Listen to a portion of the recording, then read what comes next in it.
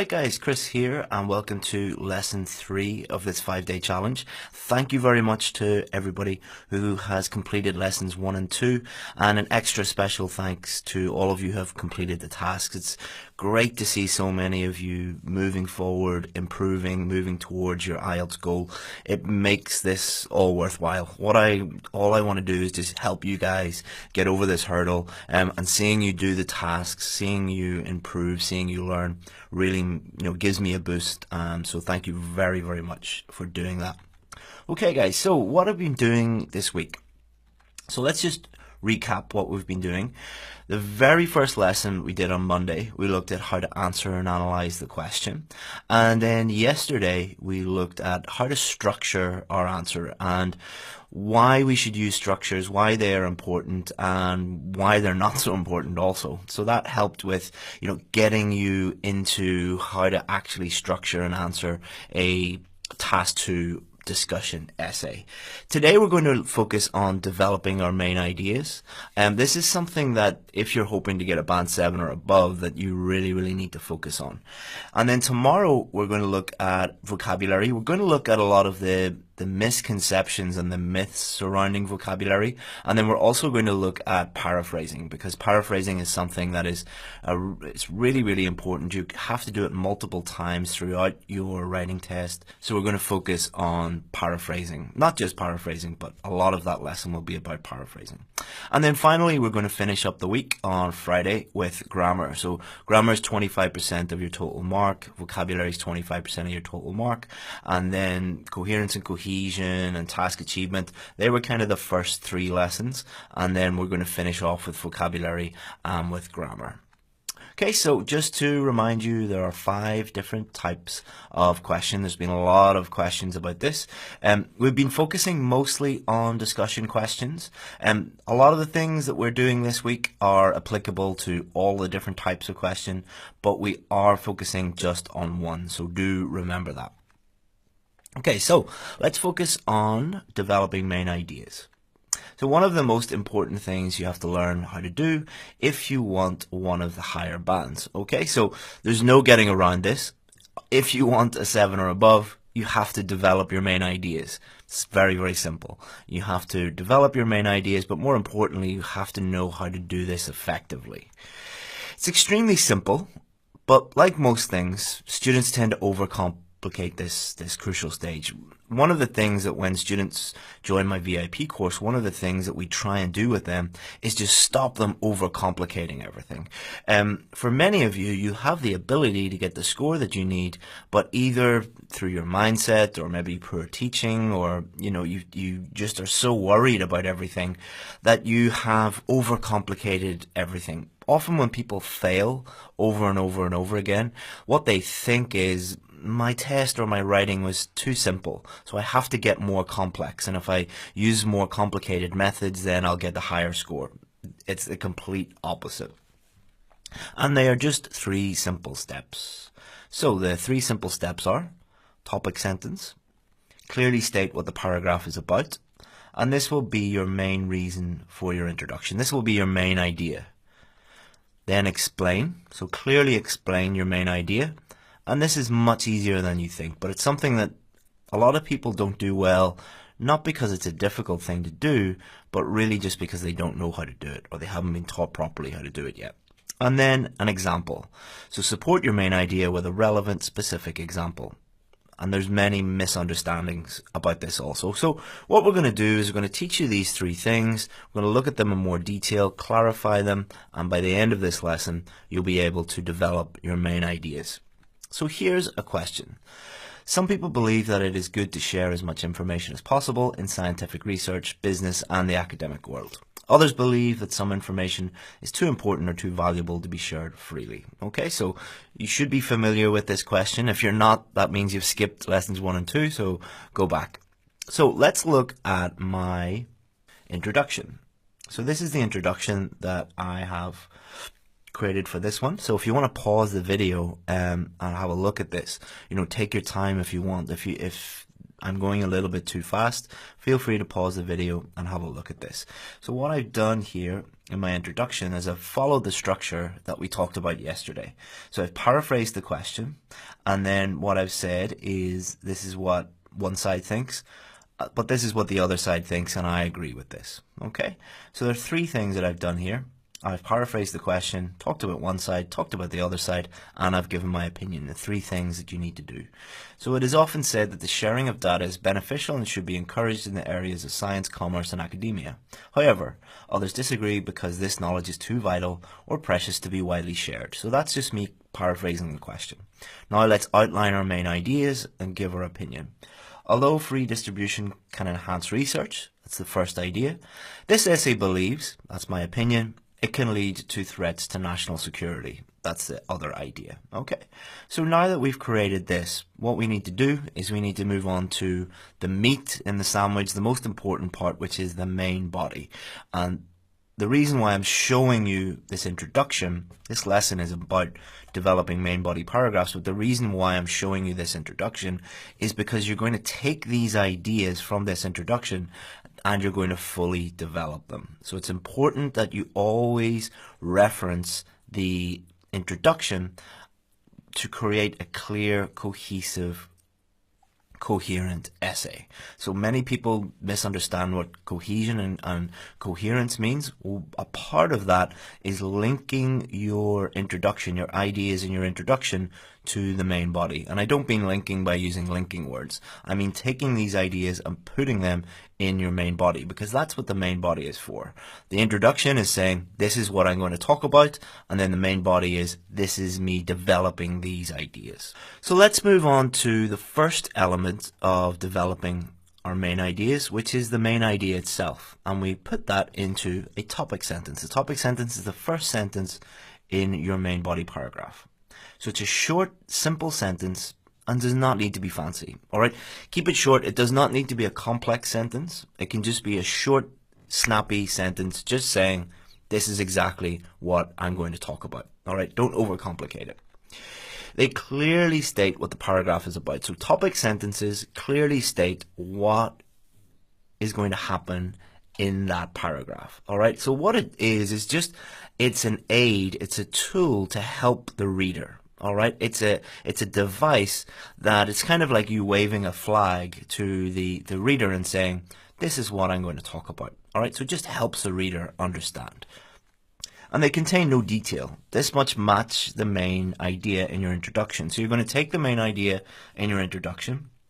You're going to write a short sentence just stating this is what it's about, and then you're going to develop it. So don't worry about adding more detail or explanations or anything like that.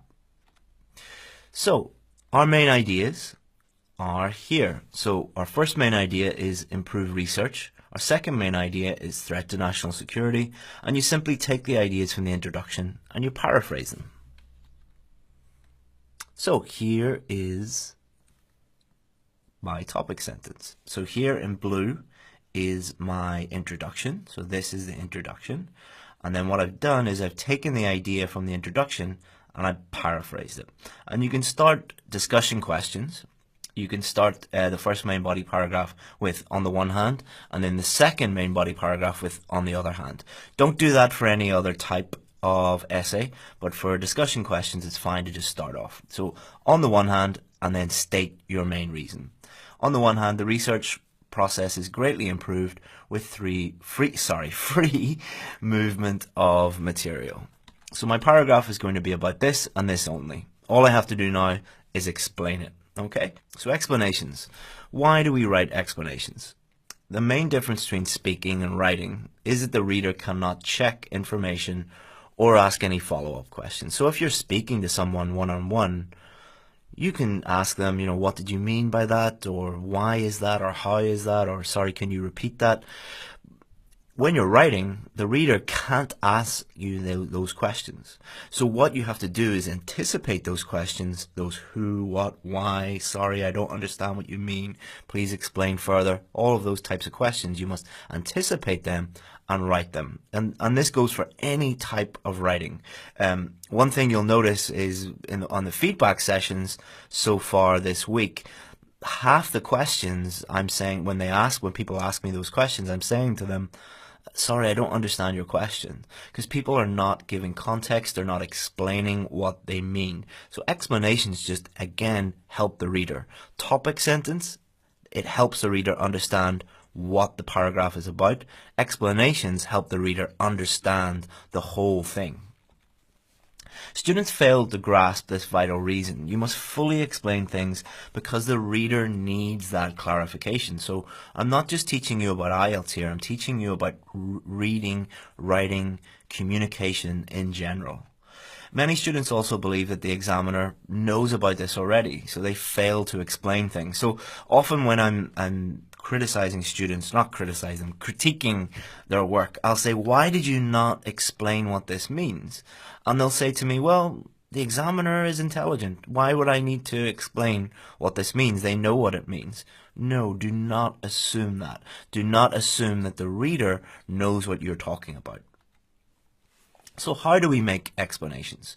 So a very useful thing that I say to a lot of my students is picture a small child, so not a baby, a 7 or 8 year old child who can read, that knows very little about the world. So they don't know anything about the world yet. They're 7 or 8 years old, they can read, but they don't really have a grasp on what's really happening in the outside world. If you told them that the sharing of information improves research, what would they say? So imagine talking to a 7-year-old boy and you said the sharing of information improves research. What would they say to you? If they were interested in what you were saying, they would say, what? Why? How? So you're providing explanations to help that little boy or little girl understand what you mean. That's what you should be doing in the IELTS test, developing your main ideas, explaining what these things mean, always in relation to the question. So you must leave no doubt on the page. Make the examiner fully understand. One thing that a lot of you do, and this is very clear when you're asking me questions in the feedback sessions, is you assume that I know what you're talking about. You assume that I can understand your thoughts. I can't understand your thoughts. The examiner can't understand what you think that you mean. You have to put that on the paper. You have to fully explain what you mean. So let's look at an example, because when I use this, when I teach students this, 25% of students will still be like, what does that actually mean in real life? So let's look at what a real example is. So the main cause of global warming is the release of too much carbon dioxide into the air. Why? Carbon dioxide is a greenhouse gas, and this causes the sun's heat to be trapped inside the Earth's atmosphere. How? CO2 is released by vehicles and industry as fossil fuels are burnt. So this would be a pretty good start to a main body paragraph. If you took the why away and the how away, these are the bits in red are just the questions that you should be asking yourself, because the reader is asking them as well, subconsciously. So if you put all this together, this explains the main cause of global warming is the release of too much carbon dioxide. What does that mean? Well, it means this and it means this. So as you can see, this is a practical example of how to develop your main ideas. So explanation. So feel free to pause the video and have a read of this. So this is my topic sentence here. On the one hand, the research process is greatly improved with the free movement of material. Then these two sentences are my explanations. Now, a lot of you are obsessed with number of words and number of sentences. Like a good explanation could be 1 sentence, it could be 2 sentences, it could be 3 sentences. It's about the quality. It's about doing the right thing rather than the number of words or number of sentences. So this is because the more evidence scientists and academics have to use, the more reliable their findings. Pretty obvious, but you need to state that. If you don't state that, the examiner doesn't know that you know that. The most efficient way to get a larger sample size is not to conduct more studies, but to use multiple similar studies in the same field, thus improving reliability. So I've developed it and explained it even more. Now, does your explanation need to be exactly the same as mine? No. There could be 100 different explanations and they could all get a band 9. It doesn't really matter what you put, it's the ability to explain what you mean clearly, whether you can do that or not. And then when you do that, you finish off your paragraph with an example. So examples help strengthen our argument. Think about a time when you've ever had an argument with someone. How did a strong example make you feel? So if somebody was arguing with you and they were just giving their opinion, but then they backed it up with a real example that proved their point, they've won the argument. So think about it in legal proceedings. It is much better to have hard evidence than just to have the opinion of the lawyer or witness. So before I was an English teacher, believe it or not, I was a corporate lawyer, and I would go to court. And if I just said, let's say I was suing a company for stealing intellectual property, for example, and I said to the judge, this company should be sued. We should be able to get compensation from them because they stole our intellectual property. And the judge would say, so what? Where's the evidence? And then I would show the real evidence. I would show the example, and the judge would say to me, okay, you've won. It allows us to improve the authority, to improve the believability, to strengthen our argument. That's what they want you to do. So there are many misunderstandings about examples. There are many different ways you can give an example. There is not just one way to give an example. In order to make it easy for you, here's a checklist. Here are some things that you should be thinking about when you are writing your examples. Does the example actually support your main point? So if it's very vague, or it's unrelated to your main point, or it's unrelated to the question, it's not a good example. Does your example make sense? So this might sound silly, but every time we do, what day is it? Wednesday, we do demo lessons inside my private group. And what I do is I demo a whole essay, and I get students to submit their work, and then I give them individual feedback on their work. And I'd say 10% every single week write an example that just doesn't make any sense whatsoever. So last week we were doing one on violent video games, and the person put, for example, through 1/3 of children in Asia were murdered because they watched, or committed violence because they watched violent video games. And I was like, really? Hundreds of millions? Over 100 million children, or maybe more, were murdered? You know, it just doesn't make any sense. Another student, the week before, we were talking about smoking, and they said something, 90% of people who smoke die of lung cancer before the age of 30. I was just like, that doesn't make any sense. That's blatantly not true. So it just must be logical. It must make sense. So it's fine to make them up. You can make them up. The examiner is not going to check them. But if they just sound really unbelievable, then they just don't make sense. And then that's not a good example. And does your example have authority? Does it actually back up? Does it actually prove your point? So 3 that work really well.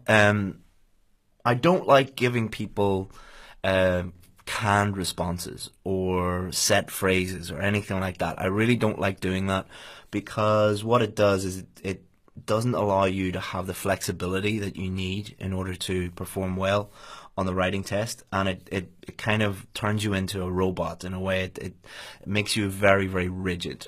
But for examples, here are 3 examples, or 3 ways of writing examples. So a recent study found that, plus something that supports your main idea. Recent research found that, plus something that supports your main idea. But a real example is always best. And the way to, a lot of you will ask this question, I don't know anything, how do I get examples? First of all, you do know a lot of things. People who say that normally know a lot more than they think. But a really good way to improve your reading, improve your idea generation, improve your grammar, improve your vocabulary, is just read the news every day. Don't read every single news article, but go to the BBC or the Guardian or the New York Times or the Times or whatever, it doesn't really matter, but read 3 or 4 articles each day.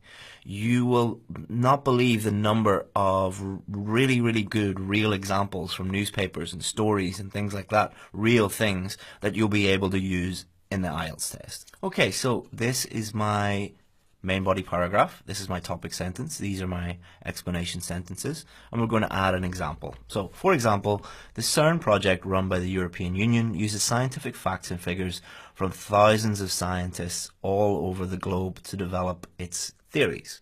So that is a real project that a lot of people know about. Well, maybe not a lot of people, but it's definitely in the news quite a bit. You know, it's a very, very, very important project. Do you need to know about that specific scientific project? No, but you might know about other ones. You might be a doctor, you might be a nurse, you might be a scientist, you might be an engineer, you might be whatever you are. I'm sure you are aware of some famous research project, or it could be just something like cancer research or heart disease research or something like that, or AI research or whatever it is. An alternative, just to show you how this recent research way goes, recent research has found that businesses are more profitable when they share best practices with other corporations across different industries. Okay, so what I've done is I've just put recent research has found that plus an example that shows exactly what I think. Now, you could improve that. You could do different things with it. You could talk about specific corporations. You could put in data. You could put in percentages, whatever you want to do. It's not really that important. What is important is that it's authoritative, that it supports your main idea, that it makes sense, that it helps support your main body paragraph. So remember, the examiner is not testing your knowledge. So they're not testing how much you know. They're not testing your IQ. That would be very unfair. They're testing your ability to state your main point clearly, to explain that main point clearly, and support that main point with an example. So to take the examples, for example, they're not testing your range of knowledge of examples. They're testing your ability to use examples in a sentence, because that is a very important skill. They're testing your ability to explain your main points, because that is a very important skill. Imagine if you get a job as a doctor or a nurse or a lawyer or an engineer or whatever in London or Sydney, and you do not know how to explain things in emails or notes, and you do not know how to write topic sentences, you do not know how to write examples. You're going to find it very, very difficult to be effective in your job. These are basic communication skills. Putting it all together and add your opinion. So what we're going to do now is show you the full main body paragraph. So in black, we have our topic sentence, our explanations, our example. And then what we're going to do is we're going to put our opinion in at the end. However, this essay disagrees with this view, because if certain details fell into the wrong hands, it could become a public safety issue. So you don't have to use the exact wording. You don't have to use this essay disagrees. You can put I disagree, or there are many different ways that you can do it. But what you're doing is you're putting your opinion in. All you have to do is just put your opinion in, make your opinion clear. So the bit in black is us discussing what other people think. The bit in red is our opinion. So just to reiterate, developing main ideas, topic sentence, explain, and example. If you can do that, you can develop your main body paragraphs for any type of essay. For other types of essay, you're not going to put your opinion in at the end here. That's just for discussion essays. But for all different types of essays, you're going to use topic sentences, you're going to use explanations, and you're going to use examples. They will be slightly different. There will be slight things that you would change for different types of essays, but that's really it in a nutshell. Is topic sentence, explanation, and example. Don't overthink it, don't overcomplicate it, don't overstress about it, but you must do those things. A number of you, a common question I was getting in the feedback sessions was, can I include multiple ideas in my main body paragraphs? So if you're including multiple ideas, you have two choices. You can write a very, very, very long main body paragraph, because you have to have a topic sentence, you have to explain that, and you have to have an example. Or you can not explain them, or not have an example. Both of those are a very, very, very bad idea. You will not have time to fully develop multiple ideas for two main body paragraphs, and you must develop your main body paragraphs. You must develop your main ideas. So my advice, one idea, one paragraph. You can talk to me about that and ask me further questions about that, but I'm not, to clarify things, but that is it in a nutshell. Okay, so the challenge, very important that you do this, guys. Pick one side and write a main body paragraph. I really want to see how you've progressed so far this week. And I really want you to activate that knowledge that you've learned so far this week. If you don't do that, you're wasting your time. If you've watched these 3 videos and you haven't done any work yet, you've completely wasted your time. Don't waste that time. Don't let it go to waste. This is also going to help you pass the exam, guys. So, don't waste another $250 doing the test again and waste even more money and, the money that you're losing for every day that you're not working in a job that is going to make you even more money, time away from your family, time away from work. It's a huge waste of time if you fail the test again, guys. So get it done, get the work done, improve, move towards your goal. So this is just a small part of a multi-step process. You must complete each part. So tomorrow we're going to work on vocabulary, paraphrasing. Friday we're going to work on grammar. Really important that you show up and do that as well. Keep it simple. Do not overcomplicate things. Do not overthink things. Do the challenge. You know why that's important. And post below this video. Please don't send me an email or Facebook or something like that. Just post it below the comments. Thank you very much, guys. I really, really appreciate it.